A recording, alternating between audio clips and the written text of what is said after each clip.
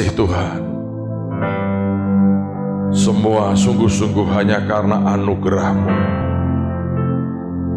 Tidak ada bagian dari kedagingan kami yang layak terima kemuliaan, karena sungguh semua asalnya daripada-Mu.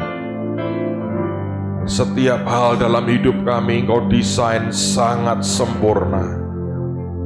Dan karena itu Tuhan, buat kami ini mengerti, tidak ada kebanggaan pribadi, tidak ada kebanggaan pribadi. Yang ada kami hanya bersyukur karena anugerah-Mu ajaib buat kami. Pegang hati kami Tuhan, taruh hati kami di hati-Mu setiap saat. Itu kerinduan kami hari ini. Pagi ini Engkau bicara di hati kami. Hanya pada saat Engkau bicara, kami akan menangkap sesuatu yang kekal. Terima kasih Tuhan. Biar kemuliaan itu hanya bagi Yesus, dan roh pengertian dan hikmat dan pewahyuan yang menguasai kami pagi ini. Di dalam nama Tuhan Yesus. Semua berkata, amin. Mari kita buka firman Tuhan. Injil Yohanes. Yohanes pasal yang kelima, lihat mulai ayat yang ke-19. Kita akan baca sampai dengan ayat yang ke-21, lalu kita akan sambung dengan ayat yang ke-30. Saudara sekalian, setiap kali kita ingin melakukan apapun, selalu harus ada titik tonggak pertama yang harus kita tetapkan. Kalau Anda mau mengukur tanah atau membangun rumah, kita mengenal adanya orang berkata batu penjuru. Tapi ketika saudara mau mengukur tanah, ada titik tonggak awal yang harus Anda tetapkan. Segala sesuatu itu mengacu kepada titik awal yang ditetapkan. Kalau itu tidak ada, maka segala sesuatunya akan kacau balau. Hidup kita dalam dunia juga sama. Apakah saudara bisa menerima titik Tuhan dan kehendaknya sebagai patokanmu atau tidak? Kalau itu tidak Anda tidak bisa terima, maka hidupmu tidak ada pegangannya. Saudara mau mengacu kepada siapa? Dan Anda mau mengacu kepada yang mana? Karena itu penting buat kita mengenal akan hati Tuhan. Cara berpikirnya, cara kerjanya, cara Tuhan menilai segala sesuatu. Kalau itu Anda pegang dan Anda berkata, ini pokoknya patokan saya, maka seluruh hidupmu akan jadi sebuah paduan yang ajaib sekali dengan Tuhan sebagai sentranya. Tapi kalau tidak, semua kita masing-masing akan menjadi sentral dalam kehidupan kita. Dan disitulah kekacauan dan chaos akan terjadi. Hari ini saya mau ajak Anda melihat akan bagian daripada hidup Tuhan Yesus.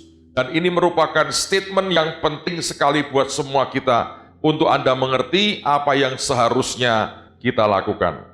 Yohanes pasal yang kelima, lihat mulai ayat yang ke-19. Maka Yesus menjawab mereka, katanya, Aku berkata kepadamu, sesungguhnya anak tidak dapat mengerjakan sesuatu dari dirinya sendiri. Nah, ingat ketika Tuhan di dunia, dia juga 100% manusia.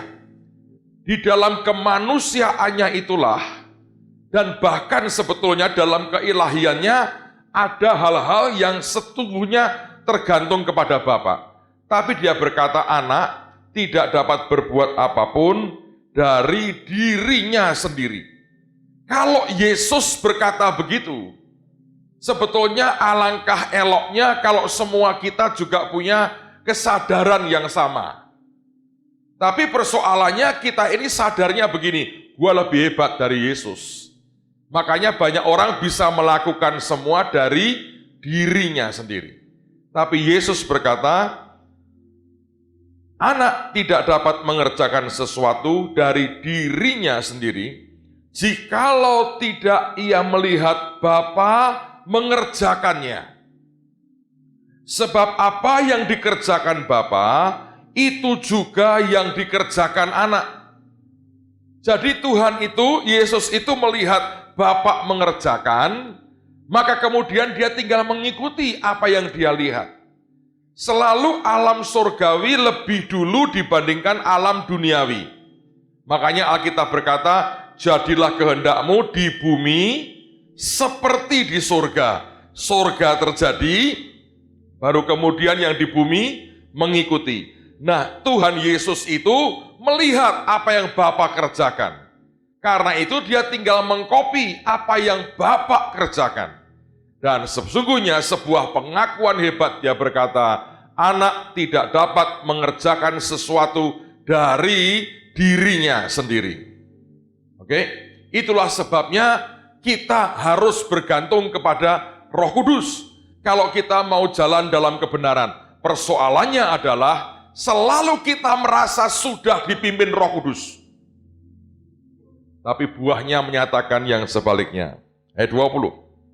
Sebab Bapa mengasihi anak, dan ia menunjukkan kepadanya segala sesuatu yang dikerjakannya sendiri. Dalam cintanya kita berkata begini, Pak, saya nggak lihat apa yang Tuhan kerjakan. Saya nggak ngerti pimpinan Tuhan. Kalau saudara percaya Tuhan cinta saudara, maka kata Yesus, karena Bapa mengasihi anak, maka dikatakan ia menunjukkan kepadanya segala sesuatu yang dikerjakannya sendiri. Kalau kita mencoba mengerti, seseorang mungkin bisa berkata aku mengerti, yang lain berkata aku tidak. Tapi kalau Bapa yang menunjukkan kepada saudara, kalau inisiatifnya dari atas, mestinya tidak ada yang mustahil buat dia. Ini yang Anda harus tangkap. Teruskan lagi. Bahkan ia akan menunjukkan kepadanya pekerjaan-pekerjaan yang lebih besar lagi daripada pekerjaan-pekerjaan itu, sehingga kamu menjadi heran. Nah, ini apa sebetulnya?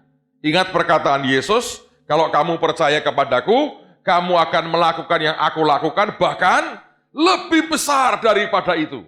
Artinya ini janji bukan hanya berlaku buat Yesus, tapi berlaku buat kita.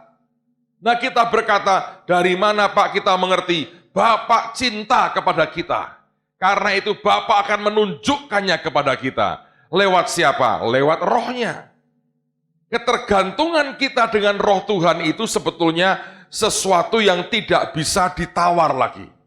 Dan Yesus memberikan sebuah teladan dan dia mengungkapkannya buat kita pagi hari ini. Ayat 21. Sebab sama seperti Bapa membangkitkan orang-orang mati dan menghidupkannya, demikian juga Anak menghidupkan barang siapa yang dikehendakinya. Dikehendaki siapa? Bapa. Nangkap ya saudara? Jadi Tuhan itu jalannya, kenapa dikatakan dia manusia sempurna? Kesempurnaannya pertama, dia tidak punya dosa asal, tapi kesempurnaan kedua adalah ketaatannya mengikuti tuntunan Roh Kudus untuk hanya mengerjakan yang Bapa kehendaki dan bukan yang Bapa tidak kehendaki. Jadi Anda harus tangkap ini, segala yang dikerjakannya harus merupakan otorisasi dari Bapa yang di sorga. Kalau Yesus seperti itu, lebih-lebih kita. Dengan semua kedagingan, keliaran daging kita, tidak ada pilihan lain. Anda dan saya harus hidup dalam tuntunan Roh Tuhan. Kenapa Tuhan mau pagi ini sampaikan ini? Tuhan berkata, nah ini dasar sebetulnya. Dan dasar ini sebagian besar anakku belum bisa menghidupinya. Kalau saudara bisa menghidupi ini saja, Anda akan lihat cara Tuhan kerja begitu ajaib dan begitu luar biasa. Saudara akan melihat hari demi hari, segala sesuatunya akan tumbuh dalam keajaiban Tuhan. Kita lompat sekarang ayat yang ke-30. Lagi Tuhan Yesus berkata begini, "Aku tidak dapat berbuat apa-apa dari diriku sendiri." Ingat, dia pernah berkata, di luar aku, kamu tidak dapat berbuat apa-apa. Betul kan? Alkitab mengatakan dia pokok dan kita carangnya. Dan dia berkata, di luar aku, kamu tidak dapat berbuat apa-apa. Dan Yesus terhadap Bapa, ketika dia hidup di dunia, dia mengatakan yang sama. Aku tidak dapat berbuat apa-apa dari diriku sendiri. Aku menghakimi sesuai dengan apa yang aku dengar, dan penghakimanku adil. Sebab, perhatikan, aku tidak menuruti kehendakku sendiri. Sepanjang di Alkitab muncul cuma sekali sangat kuat yang namanya kehendak Yesus sendiri. Di mana itu? Getsemani. Ketika dia berkata, "Ya Bapa, jikalau sekiranya mungkin biarlah cawan ini lalu daripadaku." Tapi dia berkata, "Tetapi bukan kehendakku, melainkan kehendakmu yang jadi." Kalau Anda nangkap itu memang ada berarti kehendak manusianya Yesus. Tapi itu yang ditundukkan bertahun-tahun dalam hidupnya. Saya ulang, dia berkata, "Sebab aku tidak menuruti kehendakku sendiri, melainkan kehendak Dia yang mengutus aku." Kalau Anda membaca pernyataan-pernyataan ini, maka tidak ada kesimpulan lain. Inilah pribadi yang menundukkan kehendak manusianya begitu sempurna di bawah kehendak Bapa di surga. Dan inilah yang membuat Bapa dari awal berkata, "Inilah anakku yang kukasihi, kepadanya lah apa? Aku berkenan." Saudara, kapan Pak Tuhan menundukkan dirinya? Kapan membuat Bapa berkenan? Alkitab tidak menulis terlalu banyak. Sebab sejak saat dia pindah ke Mesir, kemudian dia kembali lagi, maka sekian puluh tahun tiba-tiba tidak ada story apapun tentang Yesus di Alkitab. Yang muncul ketika dia usia 30 tahun dan mulai dibaptis di sungai Yordan. Sebelum itu, sampai dengan kepindahannya di Nazaret, tidak ada cerita. Nah, tidak ada ceritanya inilah yang sebetulnya banyak cerita. Cerita apa, Pak? Cerita dia meletakkan kehendak manusianya dan nuruti kehendak Tuhan. Karena itulah ketika dia dibaptis, Alkitab berkata, langit terbuka, Roh Kudus turun seperti burung merpati, dan Bapa berkata, "Inilah anakku yang kukasihi, kepadanyalah aku berkenan." Saya berdoa, Tuhan akan mengucapkan yang sama kepada setiap kita. Karena perkenanan Tuhan itu segala-galanya. Saudara, Anda harus taruh hidupmu, sentralnya adalah pada kehendak Tuhan yang sempurna. Kalau itu yang engkau kejar dan jadi patokan, sebetulnya yang lain itu diberesi Tuhan dengan cara yang ajaib. Bagian kita tinggal turuti apa yang Tuhan perintahkan. Saudara akan melihat anugerahnya itu luar biasa. Salah satu bagian, saudara, sebetulnya saya ceritakan minggu yang lalu di SARK. Kami minggu ini diberkati Tuhan. Ada tanah tambahan yang Tuhan berikan sampai tambahan 8,5 hektar. Jadi total tanah gereja sekarang sudah 17 hektar. Ini bendaharanya Mahanaim baru pulang, saya kayak komporin sedikit. Tapi tidak dengan api asing, ya toh, dengan api roh Tuhan gitu. Saya lagi komporin dia. Karena sekarang sudah 17 hektar. Jadi dari mana asalnya? Sebetulnya itu santai banget. Urusannya itu nggak ada ngototnya, nggak ada apa. Rundingan cuman kira-kira 5-7 menit. Dan kemudian semuanya selesai. Cara bayarnya juga haleluya. Saya pernah cerita itu, total itu sebetulnya kami harus bayar 93 miliar, saudara. Tapi yang bayarnya yang ajaib, 3 miliar tahun ini sampai Desember, Januari tahun depan, tiap bulan 1 miliar aja sampai selesai. Tanpa bunga, tanpa ABCD, ya sudah begitu aja. Tapi saya berkata, kalau Tuhan memberkati kami akan percepat cara bayarnya. Dengan itu, cuma tanda tangan, yang punya tanah lemes, merasa dirampok. Tapi konsekuen dia, tanda tangan. Dan itu terjadi berulang-ulang. Setiap kali dengan kami, selalu seperti itu. Jadi total sekarang sudah 17 hektar. Dari mana asalnya? Banyak hal. Tapi saya mau cerita satu sedikit pengalaman rohani saya. Saya ini bukan golongan nabi, saudara. Bukan prophet. Dan non-profit juga sebetulnya. Non-profit organization. Dan juga non-profit ministry, saudara. Jadi saya ini bukan golongan nabi. Saya juga orang yang jarang bernubuat. Saya juga orang yang jarang penglihatan dan sebagainya, jarang. Tidak berarti saya tidak melihat, tapi saya melihat buat kepentingan kerajaan surga dan diriku. Melihat orang lain enggak, pergilah ke nabi-nabi dan nabiah-nabiah. Sekian tahun lalu saya dijadikan anak oleh Pak Yusak. Sejak itu saya mulai kaget-kaget hidup dalam keluarga nabi. Anda tahu keluarga nabi itu enggak jelas semuanya. Enggak jelas. Benar. Contohnya Nabi Nathan. Daud ngomong begini, Nathan, aku mau bangun rumah bagi Tuhan. Dia berkata apa? Tuhan memberkati engkau, lakukanlah. Nabinya ngomong lakukanlah ya. Terus dia pulang. Sampai halaman istana, Tuhan ngomong, Nathan, ngawur. Aku gak setuju, balik. Dia balik. Sorry Daud, Tuhan tidak setuju. Ayo. Gak jelas toh? Gak jelas.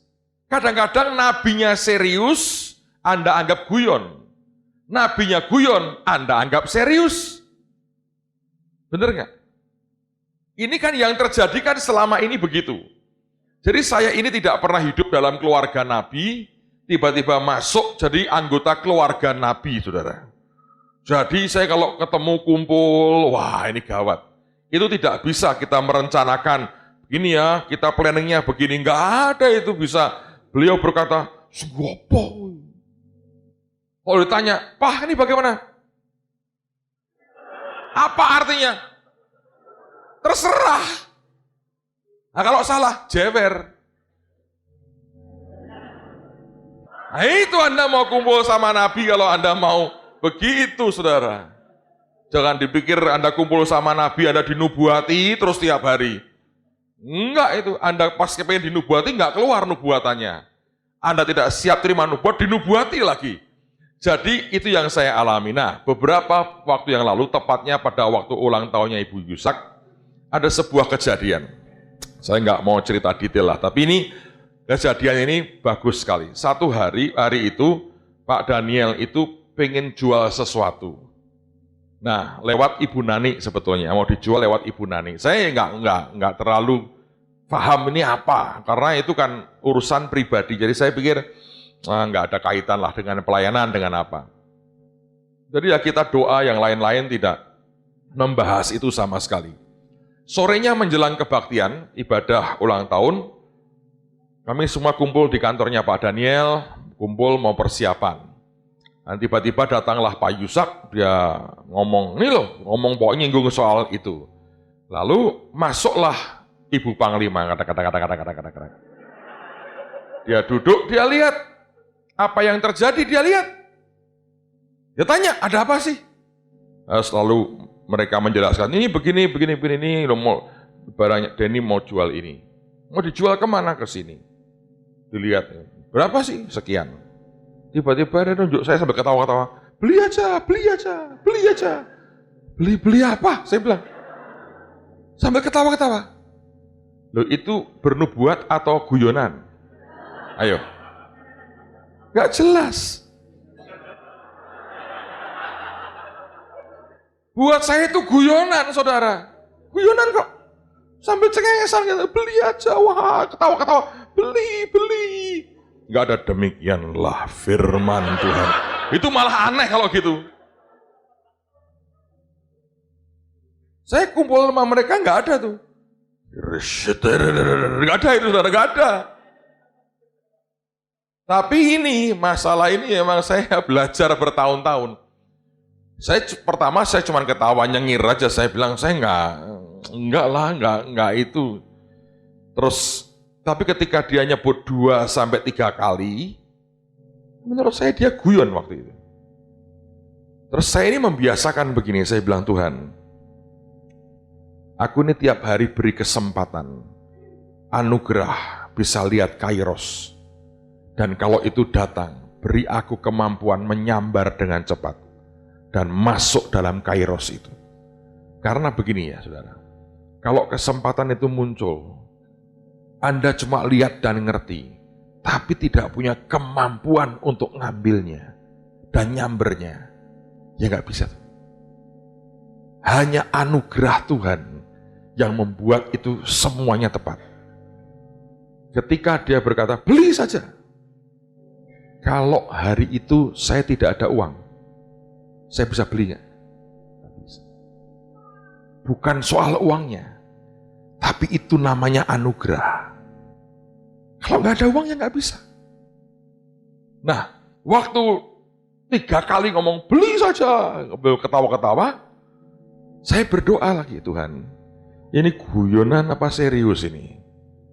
Aku cukup hafal nih keluarga Nabi, ini memang cukup gawat ini. Ini guyonan atau serius? Tuhan bilang ini, beli nak. Oke, saya bilang. Berapa? Saya berkata gitu. Sekian. Ya sudah, saya beli. Langsung saya bilang gini, aku transfer ya. Tapi nggak bisa sekaligus karena ada limitnya kan setiap hari. Ya tidak masalah. Lalu kemudian saya transfer pertama kali dan itu barang diberikan saya. Nggak terjadi apa-apa, nggak ada apa-apa. Sudah saya masuk ibadah. Nah waktu ibadah di situ Tuhan bicara. Saudara, dia berkata begini, nak, kamu tahu apa yang tadi kamu lakukan? Tiba-tiba saya bilang, saya nggak tahu Tuhan. Terus Tuhan ngomong begini, kalau kamu ini seorang pilar, seperti jemaat Philadelphia, maka modalmu adalah pengakuan dan tahu diri, bahwa kekuatanmu tidak seberapa. Anda boleh baca di Wahyu itu. Di waktu zaman Philadelphia, dia berkata, aku tahu kekuatanmu tidak seberapa, tapi kamu nurut, kamu taat. Tapi kalau kamu bagian dari jemaat Laodikia, itu jemaat raja-raja. Dari mana taunya? Hadiahnya adalah duduk memerintah bersama dengan Yesus. Itu raja-raja. Maka bagianmu adalah perkataan Yesusmu yang mengatakan, aku menasehatkan kepada kamu. Bukan aku memerintahkan, cuma memberikan nasihat. Nasihat itu sesuatu yang sifatnya tidak mengikat. Ya toh? Kembali diserahkan kepada keputusan kita, mau atau tidak. Nasihat itu seperti orang guyonan. Anda mau tanggapi serius, atau Anda mau tanggapi sebagai guyonan. Hari itu saya bilang gini, kalau sudah 3 kali, guyon sampai 3 kali, nah Nabi itu juga antik saudara. Kalau guyon itu tidak bisa bablas. Kalau sudah beberapa kali nyebut subjek yang sama walaupun guyon, harusnya radarmu itu mulai bunyi dan nangkap sesuatu. Loh saya kok nggak nangkap? Radarmu lagi off berarti saudara. Dan itu masalah besar. Nah, apa yang terjadi? Dia berkata, aku menasehatkan kepadamu, belilah daripadaku. Ini, ya tak? Supaya, ini loh, kamu kaya. Aneh loh. Kalau saya cerita komplitnya, nanti saya khawatir ekses, saudara. Anda membeli barang yang sama dan tambah melarat, saya yang salah. Ini masalah kairos. Ini masalah waktu Tuhan. Dan dia berkata, beli nak, supaya kamu kaya. Wah, saya kaget sekali. Dan dia jelaskan terperinci, yang tidak bolehlah untuk di mimbar. Tapi dia jelaskan terperinci, sangat luar biasa. Saya cerita ke papa di sebelah saya, Pak Yusak, saya bilang, Pak, Tuhan ngomong gini-gini. Wah, lah kok tadi kayak ono? Kok jadi seperti itu? Dia bilang, luar biasa ya. Saya ngomong kepada yang guyonan. Ternyata begini-begini. Langsung dia bilang, tapi aku, usulnya dari aku. Halo, aku yang usul. Yo, aku yang beli, kamu yang usul. Selesai ibadah begini, kamu tuh selalu enak-enakan ya. Aku yang memberi ide, kamu yang dapat. Kata engkong, jatah masing-masing. Saudara ngerti nggak? Itu yang terjadi. Tidak sampai 2 minggu kemudian loh, Tuhan berikan itu. Memang itu hanya satu bagian dari beberapa hal yang harus saya lewati dengan sebetulnya dalam anugerah Tuhan. Dan itu sesuatu yang simple, yang kecil, sederhana, hanya butuh yang namanya ketaatan. Tapi ya begitu cara Tuhan itu. Jadi kalau kita tidak punya sikap hati yang selalu menantikan Tuhan, dan waspada dalam anugerahnya, melihat akan semua situasinya, berapa banyak kairos Tuhan yang terlewatkan. Dan saya berdoa, saudara tidak kehilangan itu. Karena buat saya ketika dia ngomong jelas sekali itu. Kenapa aku suruh kamu beli? Supaya kamu kaya. Baca di Alkitab itu. Dalam jemaat Laodikia. Anda akan lihat cara Tuhan itu luar biasa. Saudara sekalian, itu bagian yang Anda harus pegang. Nah, dengan dasar itu, saya mau mengajak Anda membaca sebuah cerita dalam Injil tentang apa yang pernah dialami dan dilewati oleh Yesus. Dengan dasar ini, saya berharap saudara bisa lebih menangkap lagi. Mari kita lihat Markus pasal yang ke-7. Markus 7 ayat 24 sampai dengan ayat yang ke-30. Di sini ada yang namanya exception, perkecualian. Yesus itu jalan dalam dunia ini 2000 tahun lalu dengan pembatasan yang sangat banyak. Secara waktunya, siapa yang harus dilayani, lalu kemudian kapan momennya, semua itu ada aturannya, saudara. Oke? Nah, sekarang terjadi sebuah cerita, ada exception yang Anda harus lihat. Markus pasal 7, lihat mulai ayat yang ke-24. Lalu Yesus berangkat dari situ dan pergi ke daerah Tirus. Ia masuk ke sebuah rumah dan ini Yesus pun tidak berdaya ini. Tidak mau bahwa ada orang yang mengetahuinya. Tetapi kedatangannya tidak dapat dirahasiakan. Hari-hari ini beredar SMS macam-macam. Hal-hal yang orang tidak usah tahu malah disebar-sebarkan. Ya, tapi kalau saya baca di Alkitab, Yesus saja bilang, jangan diberitahu, bocor juga. Karena orang itu gini, kalau dilarang seperti disuruh. Dan gitu kok masih berani pengen ke surga itu loh, saudara.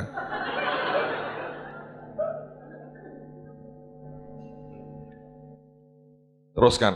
Tetapi kedatangannya tidak dapat dirahasiakan. Karena barang yang orang berkata rahasia, itu malah magnet untuk orang melihat dan teriak-teriak di jalan. Malah ditambahi, kata malah itu artinya bukan cuma tidak dirahasiakan, tambah nggak karu-karuan itu. Tapi ujungnya bagus. Tidak berarti bahwa Anda boleh seperti itu loh ya. Jangan salah mengerti nanti, loh Pak, ujungnya kan luar biasa. Kamu berani bayar harganya. Kalau ada orang-orang yang tidak siap dan ujungnya tidak bagus, resiko harganya Anda yang bayar. Karena engkau melakukan hal-hal yang di luar kehendak Tuhan.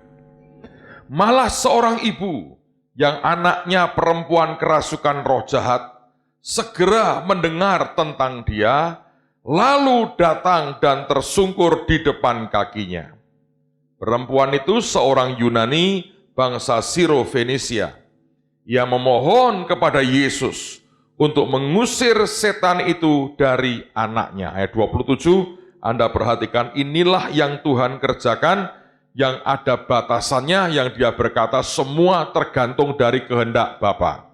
Dia berkata, lalu Yesus berkata kepadanya, biarlah anak-anak kenyang dahulu, sebab tidak patut mengambil roti yang disediakan bagi anak-anak dan melemparkannya kepada anjing.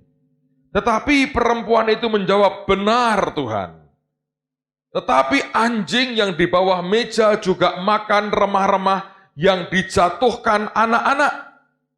Maka kata Yesus kepada perempuan itu, karena kata-katamu itu pergilah sekarang, sebab setan itu sudah keluar dari anakmu. Perempuan itu pulang ke rumahnya, Lalu didapatinya anak itu berbaring di tempat tidur, sedang setan itu sudah keluar. Saudara, kalau saya tadi berkata perkecualian, di mana perkecualiannya? Sebenarnya Yesus berkata begini, aku ini ditugaskan pertama-tama untuk orang-orang Israel. Kamu bukan orang Israel, Tuhan tegas. Tetapi Yesus menggambarkannya seperti sebuah keluarga, dia orang tuanya, duduk di meja makan dengan anak-anaknya, lalu mereka punya anjing. Siapa nama anjingnya? Nggak jelas. Tapi mereka punya anjing. Nah, Tuhan, ini ngomong gini ya, ini dengerin baik-baik. Saya harap Anda mudeng ini, saudara. Kalau tidak mudeng, biarkan Roh Kudus menjelaskannya. Dia berkata gini, ada garisnya.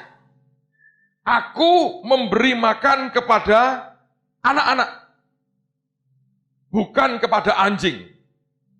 Anak-anak dulu harus kenyang. Sisanya anjing. Oke? Wanita ini cerdas rohaninya.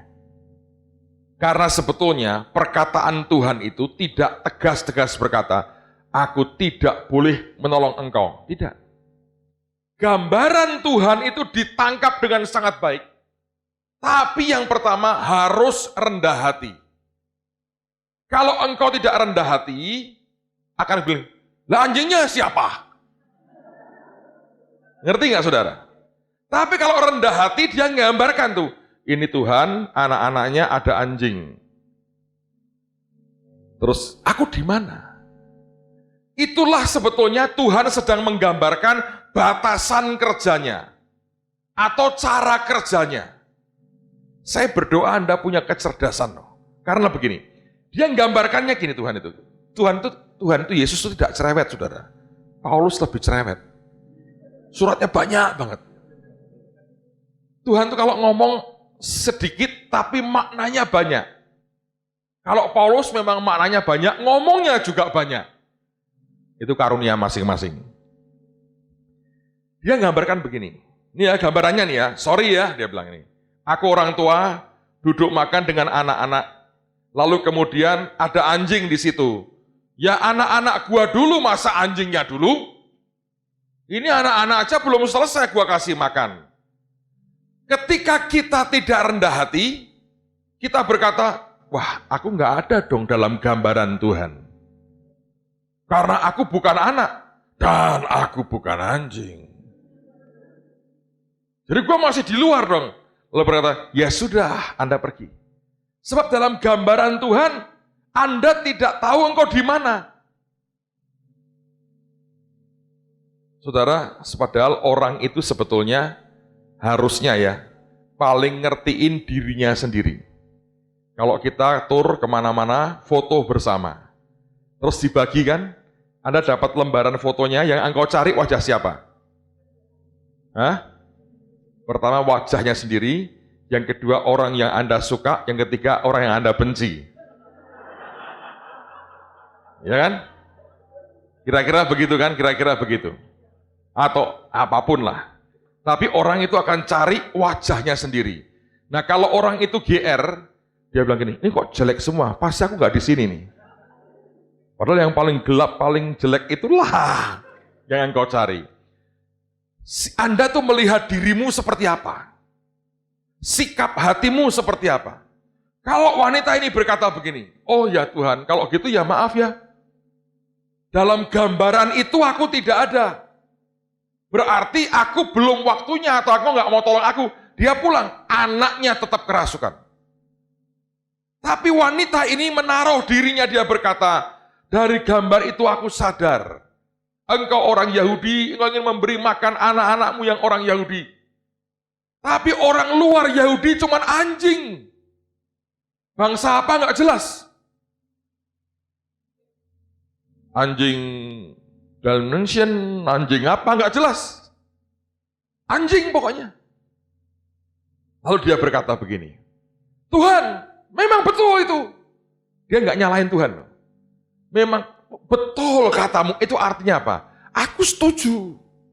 Aku tidak sedang melawan kehendakmu. Engkau kan menggambarkan engkau, anak-anakmu, dan anjing. Maka dia berkata, aku nih anjingnya. Tapi anjing ini seringkali Tuhan diberkati lebih gendut dari anak-anak majikan. Kalau Anda punya anjing dan Anda punya anak, kalau anakmu lagi tidak doyan makan, anakmu diberi makan, dia sharing dengan anjingnya. Iya kan? Kadang-kadang tuannya cuma makan soto, anjingnya makan kalengan import made in USA, saudara. Ngerti nggak, saudara? Seringkali saya lihat itu, anak-anak itu dikasih makan, makanannya diambil, dilemparkan ke anjingnya. Karena dia hobinya begitu. Dan wanita ini berkata, tapi anjing makan dari apa yang dilempar oleh anak-anak. Dan di situ dia benar. Karena anak-anaknya Yesus tidak doyan makan. Ujungnya mereka membuang Tuhan, menyalibkan Yesus. Roti hidup ditolak oleh mereka. Dan itu pun Tuhan mengerti. Jadi Yesus tidak nyalai perintah Bapa yang berkata bahwa kamu layani anak-anakku, tapi dia berkata ada anjing datang di situ. Dan ketika anak itu yang melemparkan rotinya kepada si anjing, anjingnya makan. Dan Yesus berkata, karena kata-katamu itu, pulanglah. Setan sudah pergi dari anakmu. Anda bisa ngerti gak sih, butuh sebuah kecerdasan. Kalau Tuhan ngomong, lihat big picture-nya, gambarannya. Yang pertama, jangan untuk cepat mencari di mana posisi kita. Jangan cari yang jadi raja, jadi permaisuri, jadi mempelai, jadi bendahara Tuhan. Abaikan dulu. Cari yang paling di bawah. Anjing, jongos, tikus, itu yang di mana? Itu gampang ketemunya, saudara. Kalau Anda lihat yang hebat-hebat di atas, mungkin tidak. Untuk gampang ketemu di mana posisimu hari itu di depan Tuhan, cari yang di bawah. Lah itu Hineni. Kalau Anda bisa melihat dengan kerendahan hati gambaran Tuhan seperti itu, dengan cepat engkau bisa berkata, betul Tuhan. Tapi anjing makan dari roti yang dilempar oleh anak-anak. Kalau Anda membaca, ini ajaib loh. Saya mau ulang lagi. Lihat lagi. Benar Tuhan. Di 28, tetapi anjing yang di bawah meja juga makan remah-remah yang dijatuhkan anak-anak. Dan kadang-kadang anak-anak itu nakal. Bukan remah-remahnya, semuanya dia jatuhkan. Dengan muka senyum, dia begini, saudara. Anjingnya makan, orang tuanya nggak lihat, pinter anakku. Dia berkata, pinter anjingku. Gitu kan? Tapi kalau engkau tidak rendah hati, Anda akan marah. Gua di anjing-anjing. Siapa yang punya anjing di sini, angkat tangan? Foto, kepalanya ganti wajah saudara. Nah, tulisi dengan jelas, setan pergi daripadaku. Hineni, ada ayatnya. Setuju? Karena saya tidak punya anjing, maka saya mengusulkan seperti itu. Mari berdiri sama-sama. Sebelum ada orang menggonggong di sini. Rendah hati, Hineni. Anda akan lihat gambaran keseluruhannya. Dan di situ Anda akan lihat di mana engkau berperan bersama dengan Tuhan. Mari angkat tanganmu di hadapan Tuhan. Bapa hamba sudah sampaikan apa yang engkau ajarkan kepada kami semua. Hari ini hamba berdoa, beri kami diberi anugerah, diberi berkat Tuhan, diberi semua yang terbaik, diberi kemurahan, diberi pengertian, untuk menangkap segala sesuatu yang daripadamu. Hamba berdoa di dalam nama Tuhan Yesus. Tolong kami Tuhan, dengan hati hineni, kami melihat di mana kami ditempatkan Tuhan. Kami tidak akan cari yang di atas, kami cari yang di bawah. Dan di tempat yang di bawah itulah ada mujizat yang ajaib. Berikan roh pengertian hari ini Tuhan dalam hidup setiap kami. Hanya dengan roh pengertian itu, kami akan bisa jalan seperti yang Tuhan mau. Berkati umat-Mu, berkati jemaat di tempat ini, biar tumbuh dalam keajaiban Tuhan. Segala kemuliaan hanya bagi Yesus Tuhan. Yang percaya berkata, Tuhan berkati saudara.